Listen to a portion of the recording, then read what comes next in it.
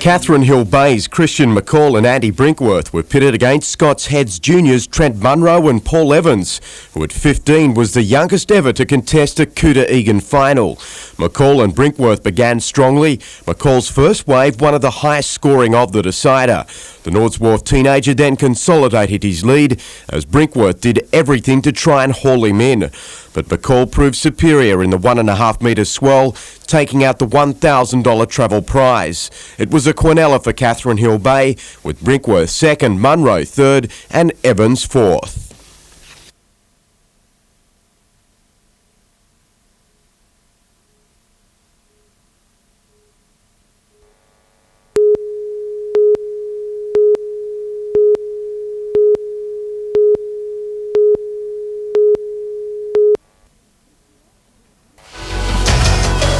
If you like to do this, or this, then according to Mark Roseby, what you really need is one of these.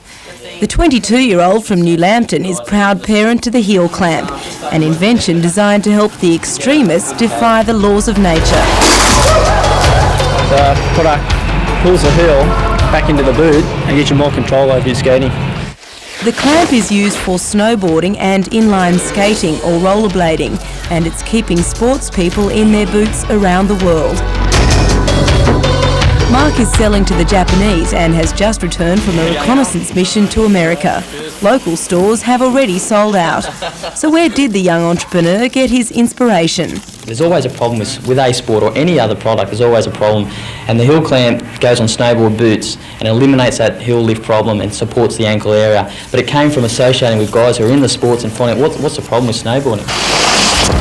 But despite an international patent and an attractive supply-demand equation, Mark says one look at his overdraft brings him straight back to reality. At 22, the ins and outs of running a company can be a little, well, challenging. Definitely, you do get a few calls saying, Mark, you're going to fix up that account or what? You know, like it does take time and it's only been 18 months and as they say, it takes 5 years to make $1 and I can't believe that now, it does take time.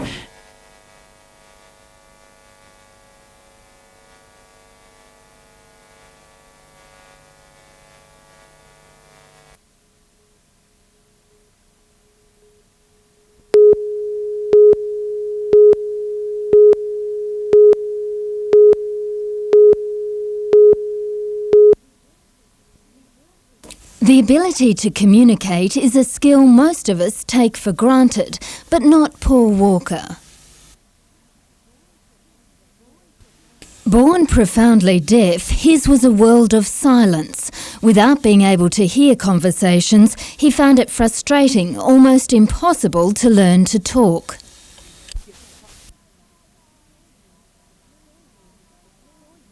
Four years ago, Paul's parents, Gay and Jim Walker, decided he would have a cochlear implant. The tiny hairs inside Paul's ear, which convey sound, had been damaged. By implanting 22 electrodes into the ear, technology could partly duplicate what nature intended.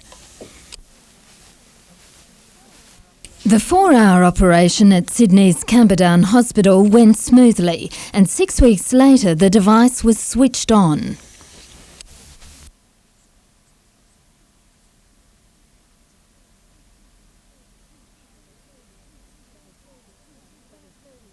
For the first time, Paul could hear everyday sounds like traffic noise. Understanding what was being said was more difficult. It's like hearing a foreign language for the first time and then having to learn it. Paul has since spent hours learning to recognise words. His comprehension has improved dramatically, but actually saying the words has been more difficult. His speech hasn't improved as much as we would have hoped, but his language, we can have a conversation with him around, sitting at the dinner table. He can join in the family conversation. Jim Walker says the bionic ear has made Paul more independent. He's able to go into a shop and do some shopping, buy himself a treat if he's inclined to. Paul appreciates being able to communicate using his voice.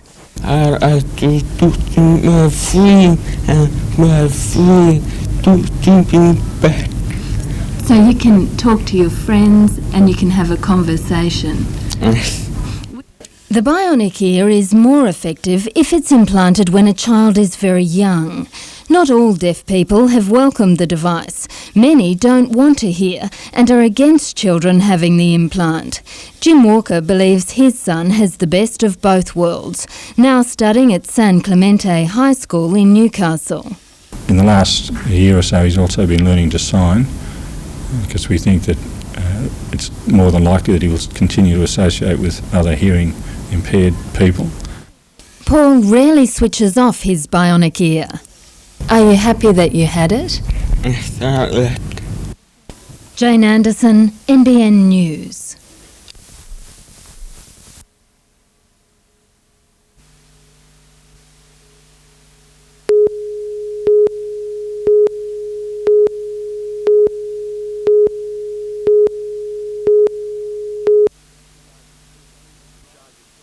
The Chargers' pre-season dramas have been well documented, but coach Phil Economides has done a remarkable job, as Gold Coast already have 3 wins to their credit.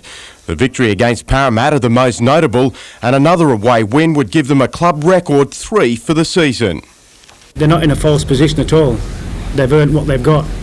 The Chargers have lost one of their best for the encounter, fullback and captain Dave Watson, which was welcome news for really when he was informed earlier in the week. Oh, well. That's a bonus. For the Knights with representative aspirations, it's their last chance to impress, as the Origin side will be named that night. With Robbie O'Davis, the coach is confident Newcastle will be well represented in the Interstate Series. I think all 5 who took part in the country city game realistically have a very good chance of getting the 17 squad. Locally this weekend, NRL clubs have again scheduled matches at the same time as the Knights, with Toronto's match with Curry the game of the round.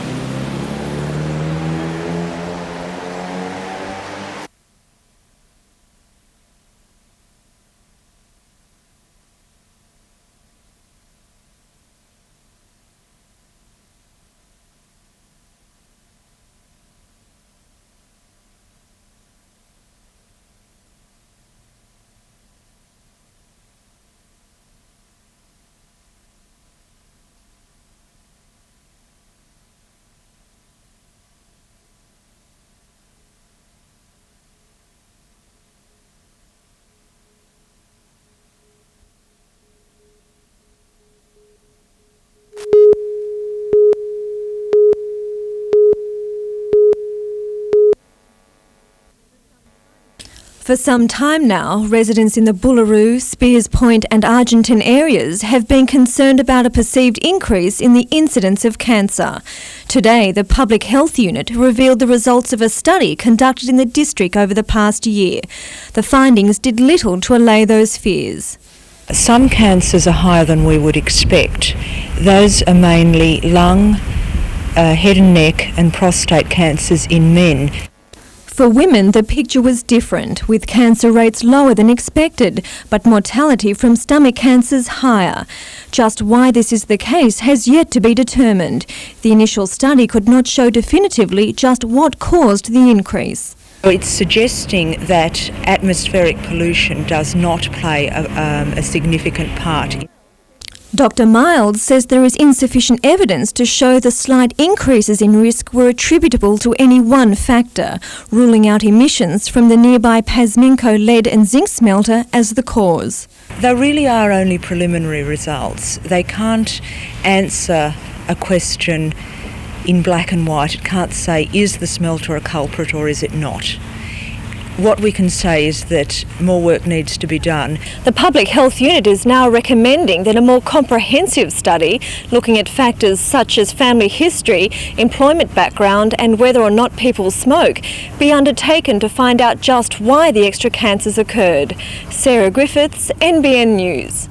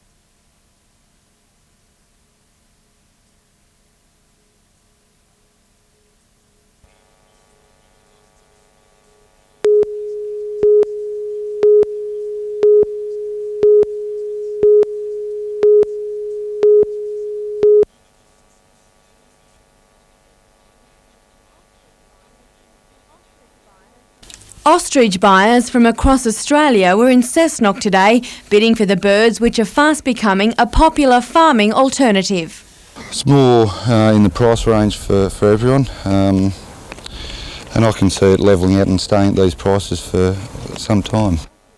140 of the curious birds were up for auction, with prices ranging from $400 for a chick to $15,000 for an imported pair.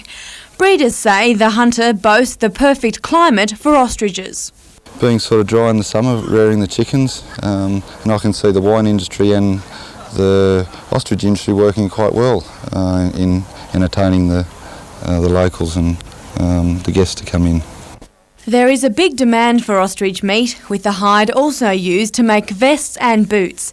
Today's auction proves it's a trade more farmers are ready to invest in. Amanda Bolger, NBN News.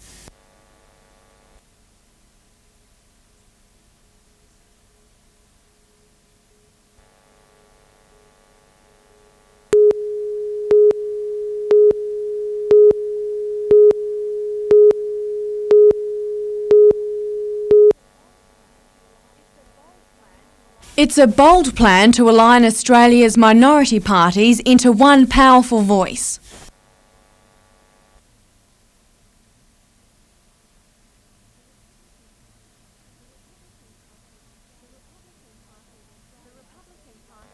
The Republican Party of Australia says Labor and Liberal governments have had their day, with the new aligned party better suited for government.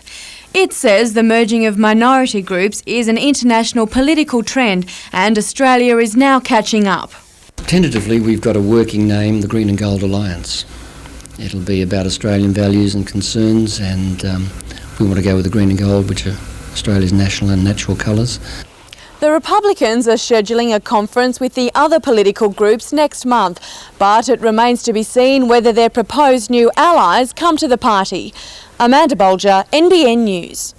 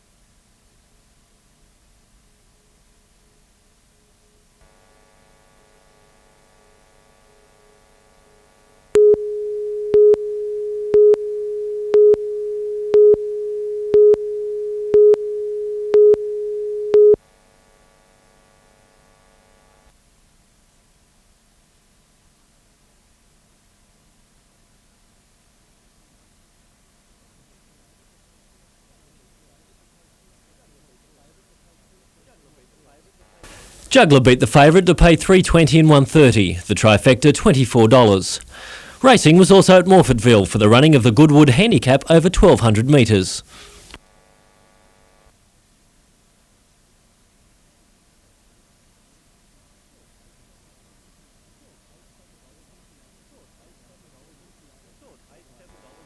Sword paid $7 and $2.20, the trifecta of Mozza at $6,666.40.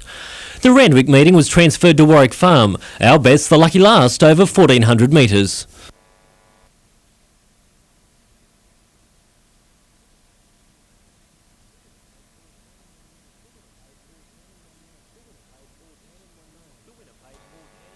The winner paid $4.10 and $1.90, the minors $2.60 and $1.70.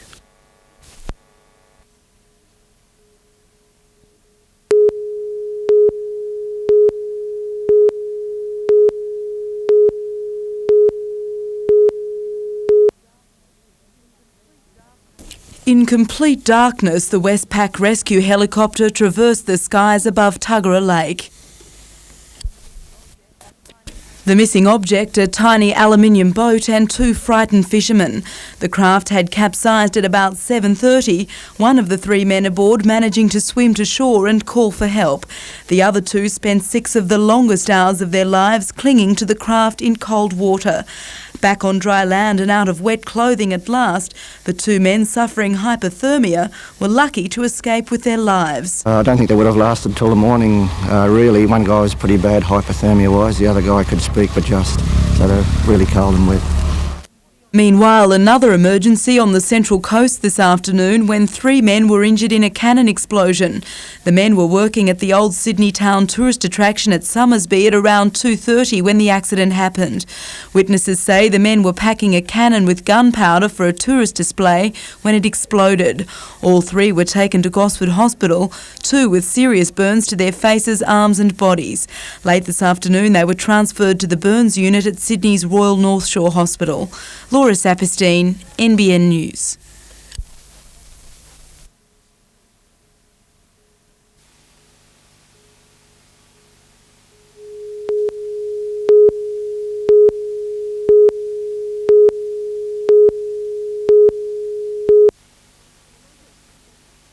The number of people who catch Ross River fever in the Hunter area normally averages just 1 per year. But by this April, 16 people in the region had contracted the disease. Ross River fever is spread by the bite of an infected mosquito. The warm, moist conditions of the past few months have seen them thrive. Health authorities say the number of people suffering with the fever is a conservative estimate. Few people actually report their symptoms to a doctor. If you talk to people who've had the disease and suffered with the arthritis, which is associated with the disease for over a year, pretty serious. Within 3 to 7 days of being bitten by a carrier mosquito, a person will begin to feel arthritis pain in the extremities, joints, hands and feet. This is often followed by a rash and fever. People get over it within months, but sometimes it does go on for over a year, and the disabling pain from the arthritis really is big nuisance value for people. The Hunter Public Health Unit is currently working with councils to help control mosquito numbers. The best remedy, though, a good cold snap and some dry conditions. Authorities say the best protection against the disease is to cover up at dusk and dawn, carry repellents and fix all screens around the house.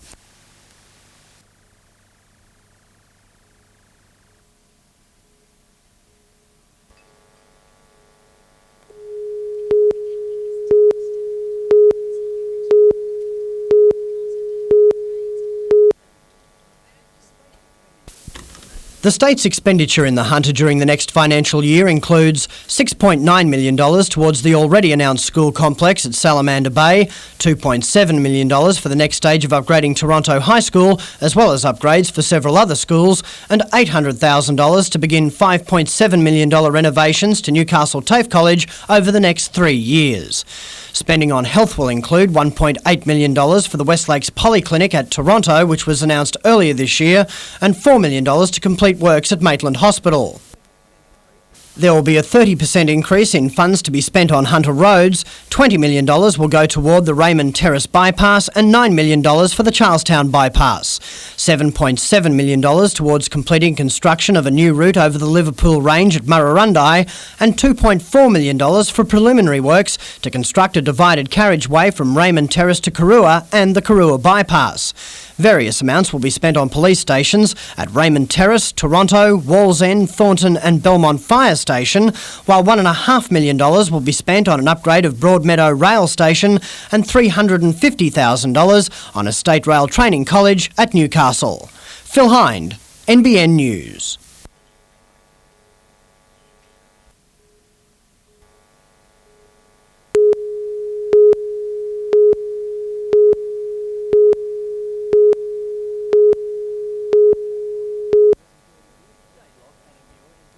State lock Adam Muir enjoyed a beer for breakfast this morning, a well-deserved celebration after his performance in the Origin opener. Muir was the standout knight on the night, although Harrigan, Ainscough and Johns all played well in a winning team.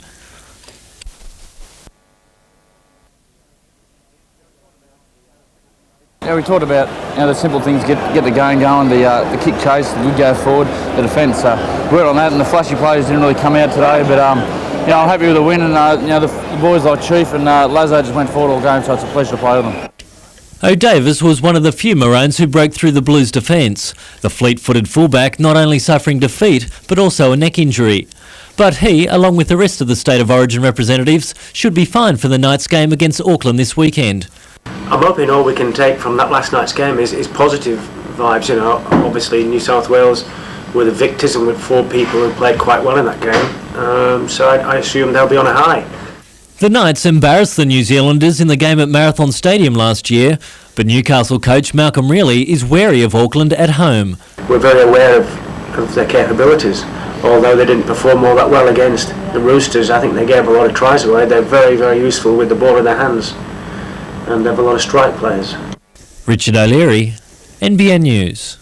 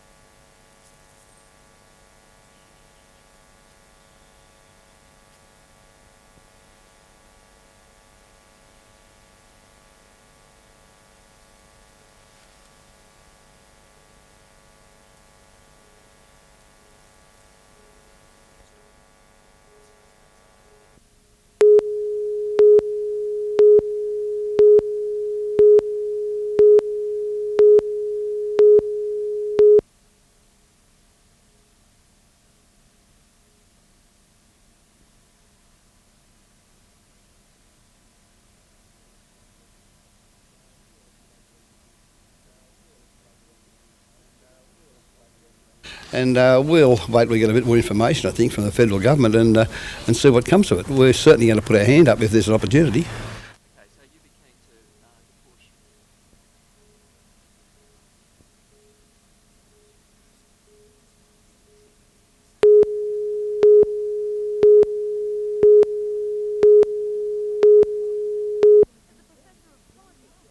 As a professor of politics at New England University, Graham Maddox says the Australian system of governing needs a drastic overhaul, but he's not sure whether becoming a republic is the answer. I myself have some reservations about republicanism.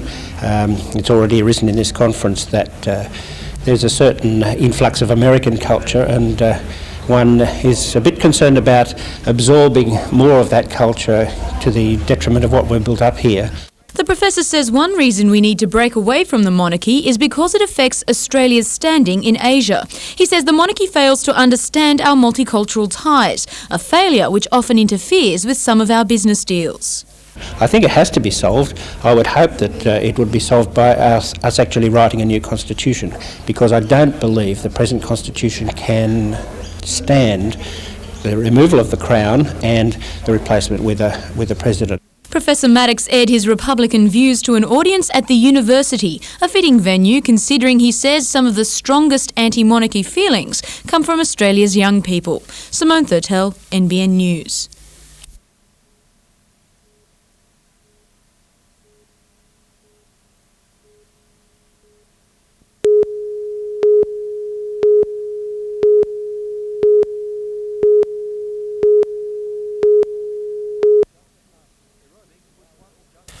Aerobics was once just a pastime.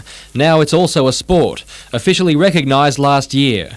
Proof of its growing popularity, more than 400 competitors converging on the Newcastle Entertainment Centre this Sunday night, jumping, jiving and twisting in a bid for the state title. We started off from the basic aerobic class, and it's now evolved into a highly competitive sport, including gymnastic skills, dance skills, a whole range of sports. It's the New South Wales Open, but competition will come from throughout the country, including competitors of world standing. The program features an elite category, as well as 80 school teams, the sport becoming more and more appealing to the younger generation. Now they're competing as young as primary school age. We don't have a primary school event in this particular competition, but it could be on the cards for next year. The winners on Sunday night will advance to the national titles, which commence late next month. Robert Ovadia, NBN News.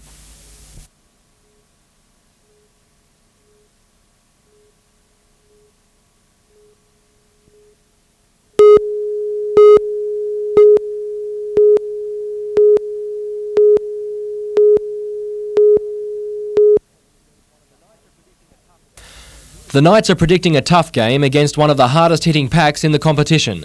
They've made plans accordingly. We intend to play smart football, but we're going to be aggressive, and we've got to match them in the forwards, obviously. There's little difference between the two teams, sitting next to each other on the ladder. If the Warriors do have an edge, it's the home ground advantage. The Auckland fans as vocal and parochial as any to be found at Marathon Stadium. But Andrew Johns welcomes the challenge. Yeah, I haven't played over Auckland. I've never been in New Zealand, so it's going to be a new experience and I'm looking forward to it. Auckland hasn't been beaten at home this year, but they meet an in-form Newcastle outfit, some of its players still high on Origin success. Tracy has been rewarded for solid form in recent weeks. This Sunday he'll pack down in the second row. Coach Reilly likes to see Muir's absence this weekend as something positive for the team rather than a hindrance. He's a good strike player. He will be missed, obviously, but it's an opportunity for Darren to establish some form that he had last season. Robert Ovadia, NBN News.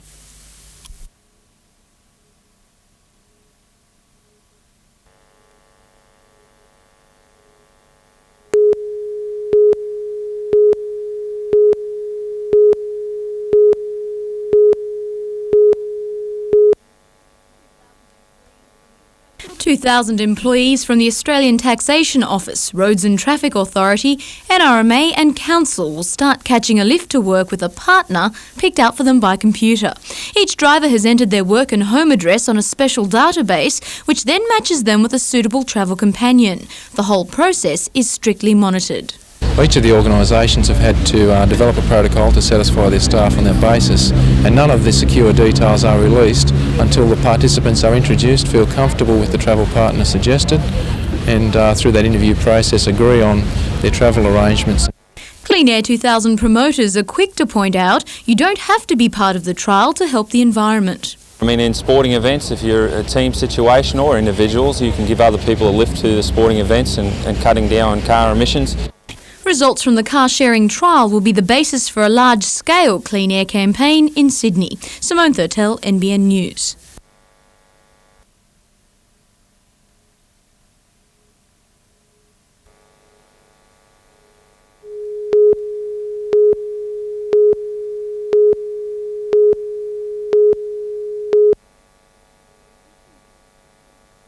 HMAS Manura, formerly USS Fairfax County, is set to become one of the Navy's leading amphibious ships, equipped to carry 450 troops, 4 helicopter and 2 landing craft. It's aimed at increasing the mobility of Australia's defence forces. The role the ships play is extremely important to the defence of Australia, particularly in the north where mobility is extremely restricted because of the lack of infrastructure, and this will provide us the capability to land ashore across a beach with no infrastructure whatsoever. It arrived at Forjacks dockyard in Newcastle under charge of local tugboats yesterday. Forjacks won the prized $60 million refit contract after intense bidding by Australian and overseas ship repairers. The project will take about 18 months to finish and is a coup for the area, expected to create 500 new jobs. And 18 months to 2 years work is mean a lot to Newcastle, and we're very happy to win this contract. The modifications will involve the removal of the front bow horns previously used for beach landings. The front section will then be cleared to create a helicopter flight deck. A 70-ton crane will also be installed for lifting army craft on and off the ship. A large medical facility will also be set up, representing a mini hospital. It will include 2 operating units and close to 50 beds. A second ship to be modified under the contract is HMAS Canimbla, expected to arrive in a few weeks. The ships may eventually replace the Tobruk, also built in Newcastle. Emma Siossian, NBN News.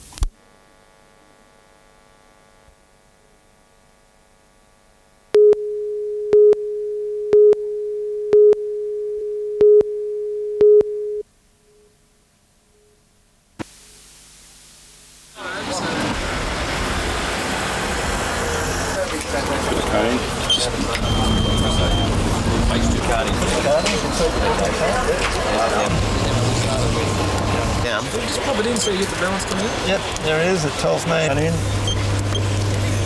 Okay, bring it in. What do you got to do to get one of those Coca-Cola shirts? Okay.